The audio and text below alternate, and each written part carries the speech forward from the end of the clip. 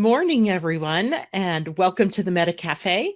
Grab your cup of coffee, your tea, your water, sit back, and let's talk about the astrology for the day, for the weekend, even.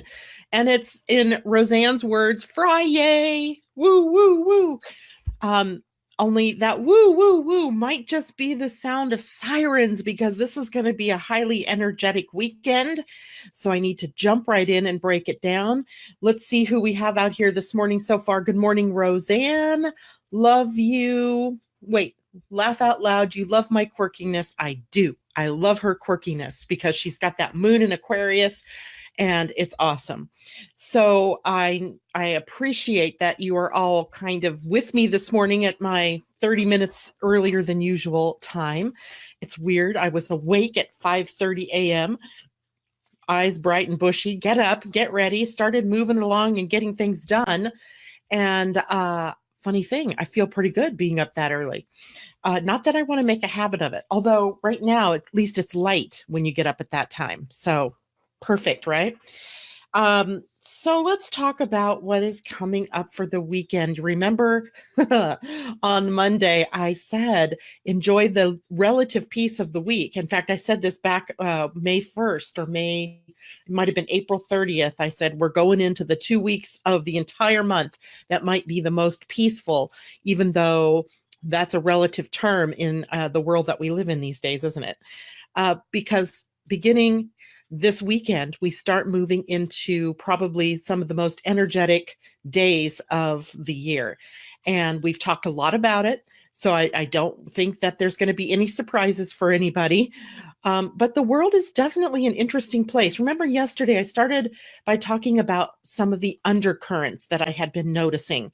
Well, somehow in the midst of yesterday, by the way, a very frustrating day for me. I don't know about for you all, but I was frustrated beyond belief. Because why? Because I decided yesterday would be a good day to write. And I sit down and I get all cozy in my chair. And the next thing I know, the neighbor is having truckloads of something delivered. So there's big machinery out there making all kinds of noise. Good morning, Suzanne. There's some chopping and hideous truck sounds and trucks like idling out there. And I'm going, are you kidding me? Right? Are you kidding me? Who decides that they want to write when there's this cacophony of industrialized America going on outside your window when you live on a serene, peaceful island, and you certainly don't expect that. So I get upset, I get angry, and you don't like it. You've never seen me angry probably, but I'm frustrated more than angry. So I decide it's a good time to go outside. I no sooner go outside and start pulling weeds, and getting back grounded with the earth, hands in the earth, and they stop, right? The trucks leave. It was crazy. And so when I got done with the weeds, I came back in to sit down and write, and I started to write. But by then the mood was gone, right? The mood to write was gone. And what I was trying to do was finish up an article I'm writing on Jupiter through the signs.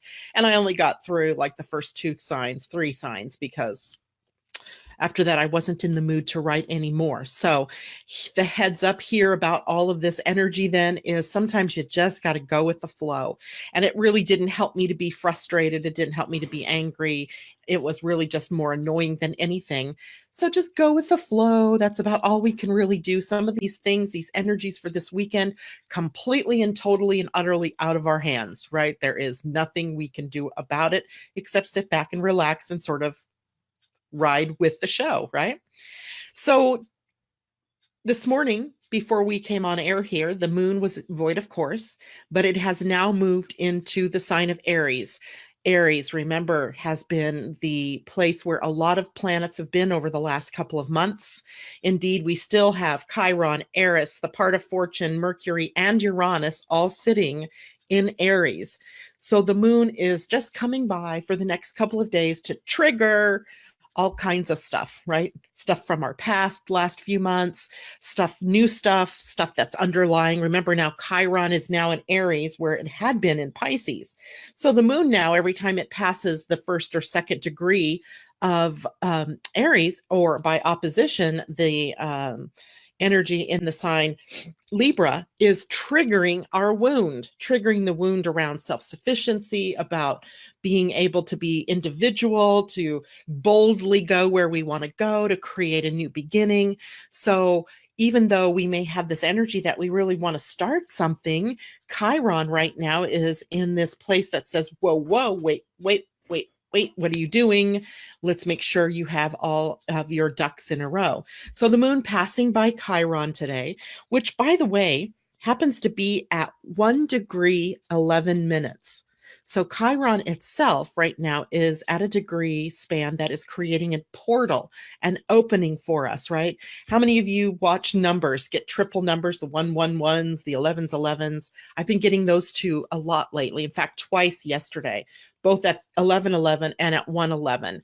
And I get to see it twice in my house when it happens, because my husband has his clock set like 45 minutes ahead. So I see it often here on his clock and go, whoa, wakes me up. And then I'll be sitting at my computer doing work, and again, it flashes across my screen, or my eyes are drawn to it when it's that time again. So it drives the point home. So the point being driven home is we have a gateway that we could walk through today. This is the energy of today. And that is because the moon triggering Chiron is allowing us to move through. Roseanne says, I love numbers, and neighbors really should give you heads up about that stuff. Yeah.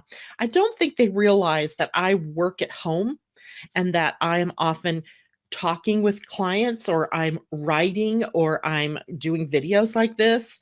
And I don't think they have a clue. Even if they did, I don't think it would change a thing, right? Because that's how they live their lives, doing all of this stuff. They're also building a sauna or something behind their house. So I hear construction noise, hammering and nail guns. It's just been an interesting few weeks while this has all been going on. Patience, Janet, right? Patience. It'll be over soon. But then he'll start mowing or chewing up his vineyards or rototilling or something else. Somebody remind me when I'm a retiree not to make a bunch of noise for the people that live in the neighborhood. Good morning, Suzanne. It's good to see you out there. She says she sees triple numbers all the time. And indeed, triple numbers are those message numbers. And, seeing it once, in a while isn't a big deal. But typically what happens is when you begin to see them, they kind of run in a series. Like I'll see the 111, then I'll see 222, 333, 444. Sometimes it'll skip the 222 and 333 and go right to the 444. But when you're seeing them like that, somebody's trying to give you a message, that something's coming through, because otherwise, why would you be driving along and suddenly the car that passes you has 111 in their license plate number after you just saw the clock say 111? It's amazing how this happens. And I always say that their message is coming to us from our higher selves or from our angels. So let's finish talking about, before we dig more into Friday, let's look at the major transits going on for this weekend, because there's quite a few, right? And they are in varying degrees of moving toward one another to fulfill this aspect, and then moving away from one another over the course of time. So time meaning just a couple of days. These are things that are going boom, boom, boom, boom, right? One after the other. When that happens, it tends to set our teeth on edge. It tends to make us feel like, anxiety. Like I can feel in my stomach already, like this anxiety building. And I don't, it's something little that can just make it feel like, oh no, I can't, this is going to be bad, or, oh, I've got so much to do and how am I going to get it all done? And those kinds of things can create anxiety, but it's really being caused by the backdrop of the energies that are happening in the heavens for us right now. Because normally, would we really be that stressed out over something that small, right? So we can be a little over the top in our reactions to things that are going on in our personal lives because of some of these bigger transits that are happening. The first one that I want to talk about is Mercury squaring Mars. Now, remember, Mercury is the planet of communication. Mars is the planet of action, confrontation, aggression, even, or assertion. And when Mercury squares Mars, remember square, 90-degree angle, very much challenging. We can be quite challenged by either what our mind is thinking and the action we take accordingly, or by what our mouths are doing in in aspect to what everybody does. So, for instance, I could have gone out there yesterday with my hands on my hips and said, "What the F are you guys doing? You're ruining my day. I can't think." However, minding my own energy suggested that maybe you are not doing things in with the flow of the energy. You're trying to work against the energy. So go do something else, which is exactly what I did. And I got to tell you, my wrists and my hands hurt. I must have been really pulling and yanking at some of those weeds. So Mercury squaring Mars then is really challenging us to keep our cool and mind what's going on up here. You are the mistress or the master of your own reactions. You are never the victim of what happens between you and neighbors, or you and your environment, your friends, your family, nothing like that, right? Mercury is also conjunct Uranus. Now that makes for some surprises, right? Mercury, the messenger, hitting Uranus today and also throughout the weekend. And also, as we move into next week, when Mercury on Sunday, I believe it is, Mercury on Sunday moves into Taurus. And he is sort of the, in mythology, Mercury was the messenger god, right? He ferried messages between the living and the dead, or the heavens and the underworld, from the heavens to the humans, from humans to the underworld, and back and forth. I mean, he was definitely the messenger. And so when we see Mercury moving into a sign ahead of another planet, for example, Mercury and Uranus moving into a sign just 2 days, Mercury 2 days before Uranus, it calls our attention to something. And the message might be lost in the crowd. Sometimes it's hard to tease out what is the message.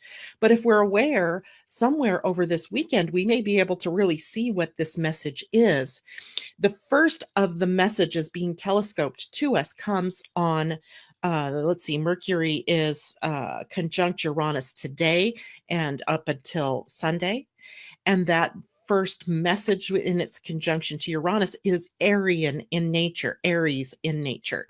So Uranus has been in Aries. It has been creating revolution in the world. It is creating, things that that we can't even believe. I mean, who would have ever thought that Trump would have been elected president? But yes, that happened under a Uranus in Aries. It opened doorways and portals and stirred the pot and just created a whirlwind of things in order for us to begin something new, to allow old structures to fall away in favor of something new. So we have the last hurrah, Mercury conjuncting Uranus this weekend, to remind us of what maybe some of these revolutions led us to, but to be able to see, because now we're looking from the 29th degree of Aries backwards in time over the previous 7 years, what in retrospect are we seeing that has really blossomed because of some of that revolutionary energy, right? It's not a bad thing at all. We get to look backwards while we prepare to move forward. And if you think about it, we had major earthquakes and shifts in the earth during this time. In fact, when Uranus first moved into Aries, it really created a shock when Japan had that major earthquake, the subsequent tsunami, and then the nuclear fallout. And then we've had the Arab Spring, where several Arab countries changing leaderships and civil war type issues. We had the Occupy movement. We've had the rise of the feminine energy. I mean, it has been, if you look back over the course of these 7 years, it has been a really crazy time, right? We have really upended quite a bit. So now Mercury's reminding us of all these things, how far we've come. And we're not finished, right? We're not finished. The 29th degree is karmic, and it says, yes, but there's more to do. And what can we do next, right? So then we have Mars squaring Uranus, right? Squares, challenge, Mars, bold, action, dynamic, assertive, aggressive, conflict is coming through the planet Mars usually, and it's now in a square. It's challenging Uranus, the awakener. I don't know. To me, that one is probably the most disturbing of the weekend's potential, is that Mars squaring Uranus from today all the way through into next week and a little bit beyond, creates the opening for trouble, right? For surprises and actions that kind of are confrontational. Maybe it's something super stupendous and exciting that's going to change our world, but maybe it's something that is really in kind of an undercurrent of things that we don't see coming at us that will surprise us. There's nothing we can do about this one, right? These are out of our hands. All we can do is be able to work with our own reactions, keep ourselves in peace, that kind of thing. Mars is also squaring Eris. And I want to talk about Eris for a minute because I think she's gotten lost in the glare here. Remember, for several, let's see, it was about a year and a half, we had 4 different connections between Uranus and Eris, exact conjunctions. And that was really the sort of intense period of time from late 2016 all the way through 2017, where these, big changes were happening in our world. And especially here in the US, I'm sure it was happening around the world, but the president was elected and he sets about, we've been barraged by the Twitterverse for, the whole time. It's been incredible, some of the things that we've endured and some of the things that have changed in the dynamic of even how we expect our politicians to behave since Eris and Uranus were conjunct. Well, so I was thinking about this morning, and remember the themes that Eris brings us. If you recall, she was the goddess that was not invited to the wedding of Helen of Troy and what was his name, Paris. And so she goes to the reception and she brings the golden apple and begins a war. I don't know. It was some crazy, thing like that. It brings up themes around being rejected, being unfriended, being left out, being excluded, right? So unbeknownst to us, or maybe we've been aware, I don't know, I wasn't really thinking about it this way, but unbeknownst to us, there's this undercurrent also going on about rejection, about exclusion, about being sort of the black sheep, if you will, in the world. And I want to think about the last couple of days of things. Maybe it's been the last couple of weeks of stories that I've been listening to on the news where I'm just shaking my head going, I can't believe it. But I bet you it was all related to Eris. One, remember the Starbucks story, the 2 Black gentlemen that were in a Starbucks I think it was in Pennsylvania, and they were waiting for a friend to arrive before they made a coffee order, and one of them used the restroom and whatever. The manager of the Starbucks asks them to leave, and when they said no, we're not leaving, we are waiting for a friend, the manager calls the police and has them escorted out and escalated this energy of what? Rejection, perhaps exclusion, etc., right? Then I think it was on my phone. I see the story come across from the University of Florida, where there was sororities or women, fraternities are the guys, a fraternity of Black men who at graduation often do this little dance and twirl, and do their thing when after they receive their diplomas for graduation, right? It's their little celebratory dance, their little, I'm happy I graduated, and they leave the stage. Well, apparently the school, the provost or whatever they call them, the person that was on the stage, from the management of the school, was grabbing these boys and like pushing them off the stage, like, let's get them out of here, we don't want to see this. And I was offended by that as well, because if it had been white boys doing these little dances or women doing these little dances, I don't know that anybody would have cared. Maybe everybody would have been like, "Oh, isn't that cute? Isn't that sweet? They're they're excited that they've got their diplomas." But no, it was that they had to be moved off the stage and out of everybody's view as quickly as possible. And then there was the story that I read yesterday, and this one almost made me cry, because the unfairness of it all. There was a young girl. This was at Yale University, right? The epitome of the Ivy League schools, the bastion of education and open-mindedness, and, all that's good and moving on into our future. A Black woman, a Black student, who is getting her master's degree or her doctorate, I don't remember which, went down to the common room and fell asleep studying. She fell asleep. A white girl comes in to the room, sees this woman sleeping, and wakes her up and says, "Get out of here. You can't be in here. You're not allowed in here. We don't accept people in here just sleeping. Who do you think you are? What are you doing?" And she'd already called the police. This girl called the police. The white girl called the police on this Black woman, obviously a student, sleeping in the common room. So the police get called. The police don't believe her that she's a student there. Why? Because she's Black? I really, to me, it's incredible. But these stories aren't like big splashed on the news kind of stories.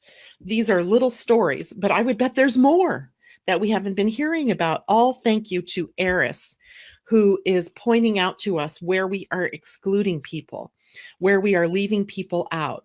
And she's also involved this weekend with a square to the Black Moon Lilith, saying, "Look at your shadow. Look at your shadow." She's conjunct the part of Fortune, going, how do we restore this back to joy in this world? How do we become inclusive instead of exclusive? Squaring Pluto. She's squaring Mars. She's conjunct Mercury. I mean, she's just as active in this whole mess of things going on this weekend. And she has been, but she's sort of not been in real close contact. So I sort of lost sight of her in the glare of everything else that was going on. But here she is. She's still out there, and she's still creating some of this chaos and bringing to our attention where it is we've been rejected, where we have been rejecting or excluding. And she's, calling us to be more inclusive, even if it is something that we don't normally think of as who we want to be. I think, we do want to be this, by the way. So today continues on with the moon squaring Saturn, the moon sextiling Mars, and the sun trining Pluto. That's the bright spot in the day. Actually, these are all bright spots. They're just highly energetic, and I just can't help but feel everything within me sort of roiling and wiggling and reacting to some of these energies. So let's remain calm, cool, collected. The sun trining Pluto is a very great transit to have in the midst of all this. I think it empowers all of us. It empowers all of us to go through these things with optimism and with, looking to the future, looking to see how, even though some of these things are upsetting, let's just withhold our reactions and let's just hold space to see what happens, right? To see what the high side of all of this can be for us. Now, Saturday, the moon is in Aries all day. And again, I told you, right? We've got Aries energy going on. Aries is ruled by Mars. So we have very energetic times ahead of us. And for the whole weekend, right? This is happening. But the moon, is inching closer each day, each moment to the Mercury-Uranus conjunction, to the place where Eris is in the chart. And the moon is often she, like Mars, is a catalyst because she invokes timing. The moon changes phase, right? Very quickly in the relative background of things. She moves the quickest. Every 29 days or so, she has gone through the whole of the zodiac. So she is often involved in the timing of things. And right now she is timing the eventual exit of Uranus in the sign of Aries and the eventual entry of Uranus into Taurus. And tomorrow she is squaring Pluto from Aries to Capricorn. And I don't know if that brings up perhaps earthquakes, if that perhaps brings maybe more Kilauea volcano kind of thing going on. I don't know, but that's very powerful because that occurs in the latter degrees of Aries, where there's some very highly energetic bodies sitting right now. The nice thing, she's in a sextile to Venus that day tomorrow, or Saturday tomorrow. And that may smooth the way a little bit for some things. Of the whole of the weekend, Saturday is probably the lighter energy of the 3 days. But still, the backdrop is of a lot of this kind of conflictive and confrontational energy and explosions. That's another thing that keeps coming to me. Not literal explosions, but explosions in awareness, explosions in actions, being explosive emotions, right? The moon, explosive emotions in Aries. And so Saturday may not necessarily be a bad day, but it could be setting us up for the possibility for what comes next. Everybody have their antennas open and out, your psychic perceptions on full alert for this whole weekend, right? For the next week. Have it, be in the peace that you can be in the moment. You're creating your reality, create your peace when things get really dicey out there. And Sunday, happy Mother's Day to all of you mothers out there. Whether you're the mother or whether you're honoring your mother, Sunday is a day for mothers. And it is also a day where the moon is in Aries up until, you want to hear something really funny. There's a void of course moon on Sunday. And it is from when Aries is going to be, when the moon is moving out of Aries and into Taurus. And it's from 2:06 p.m. East Coast time to 2:16 p.m. East Coast time, and from 11:06 a.m. West Coast time to 11:16 a.m. Very short, right? 10 whole minutes of void of course moon on Sunday, Mother's Day, before the moon moves out of Aries and into Taurus. It's almost amusing. I'm not even sure why we 15 minutes, 10 minutes less of void of course moon. So take your breaths while you can. I myself am going to be at the zoo on Sunday. Our family is heading down to Seattle, and Woodland Park Zoo is someplace I haven't been in a couple of years, so it'll be fun. And I'm going to be very watchful. How are the animals reacting to all of this energy, right? Are they going to be obnoxious? Are they going to be angry? Are they going to be very active? It'll be kind of fun. And so many people probably will be at the zoo that day. It'll be interesting to watch people's behaviors and see what they do. So happy Mother's Day to everybody. Enjoy the day. The moon does move into Taurus, like I said, around 11 o'clock or 11:16 East Coast or West Coast and 2:16 p.m. on the East Coast.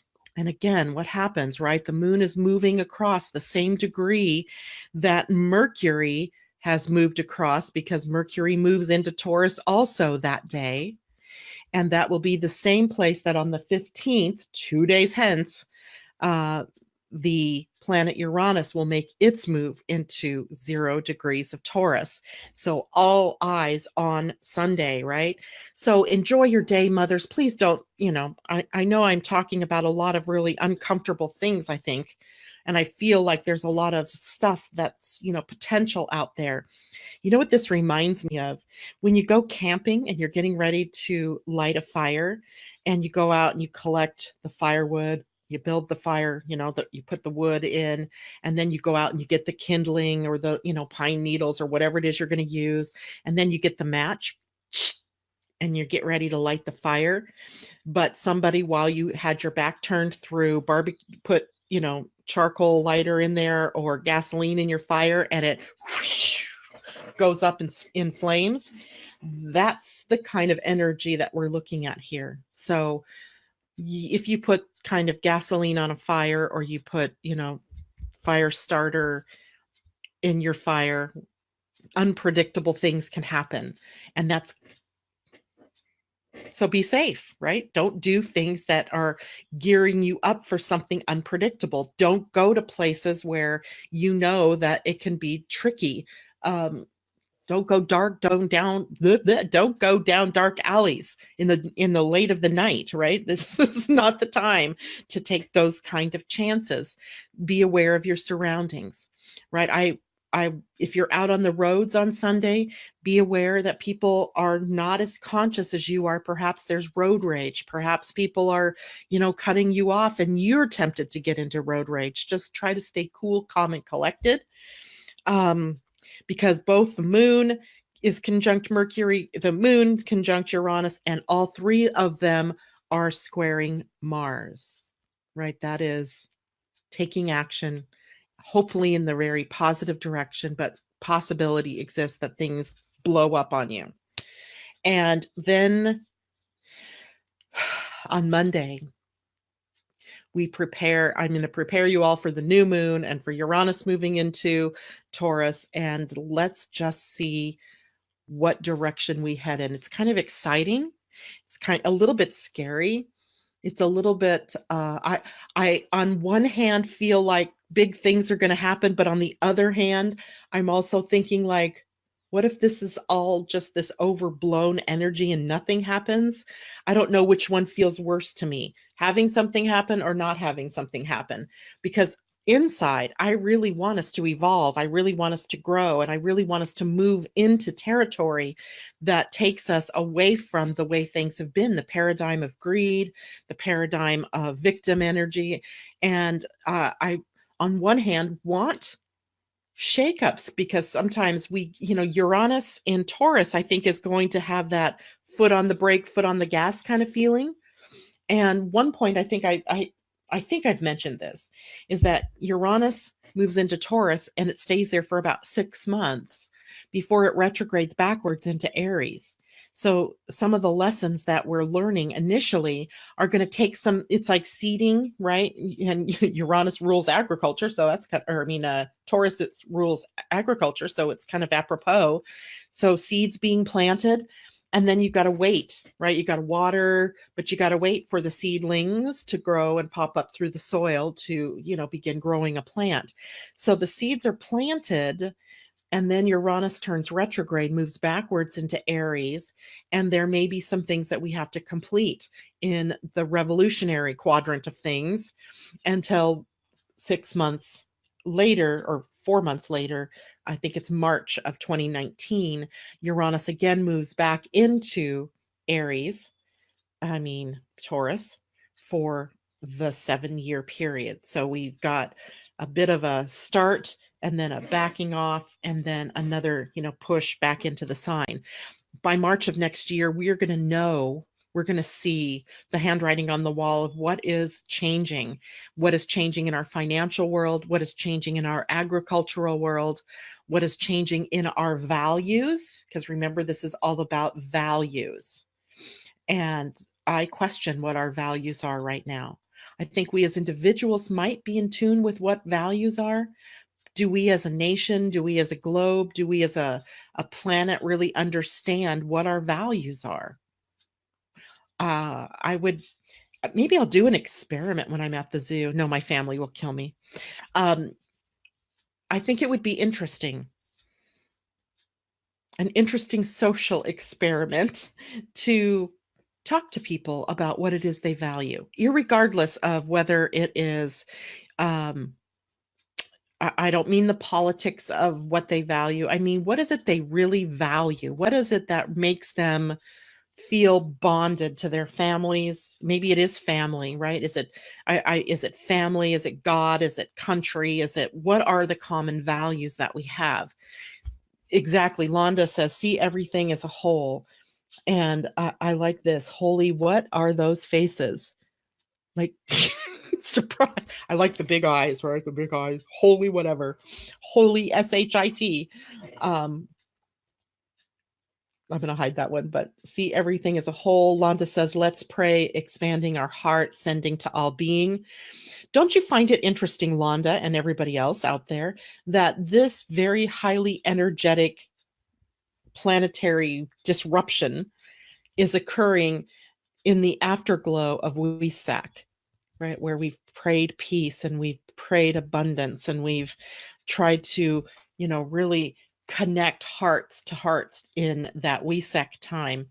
And now we are going into this crazy time. So maybe we've been strengthened by our coming together during those times, and we can bond together again through these crazy times.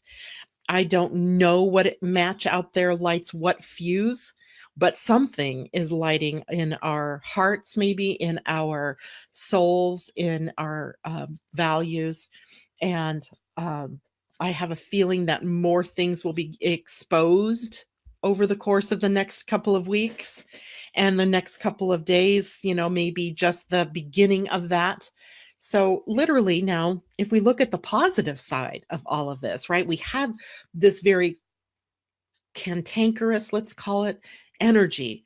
But in that, remember yesterday, I was frustrated, but I had the opportunity to choose what was I going to do with that. And so maybe this is just about all of our being able to choose what it is we're going to react to and what it is we're just going to hold space for.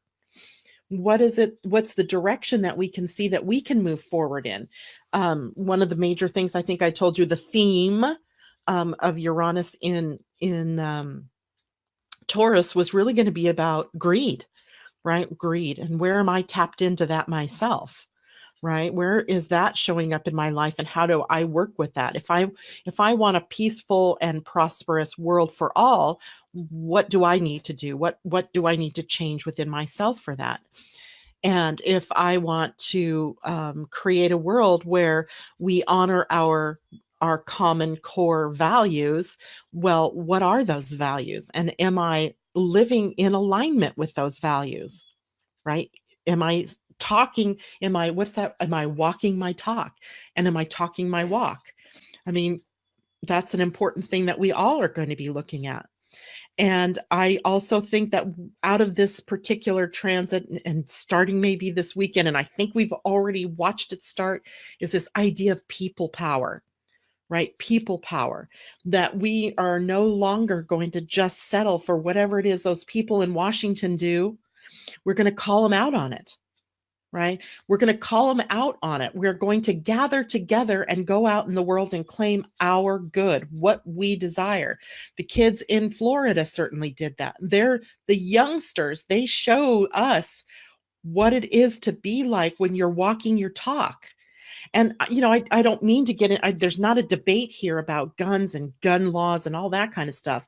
It's the fact that people coming together for a common value have power. And if the kids can do it, why can't we as adults do it?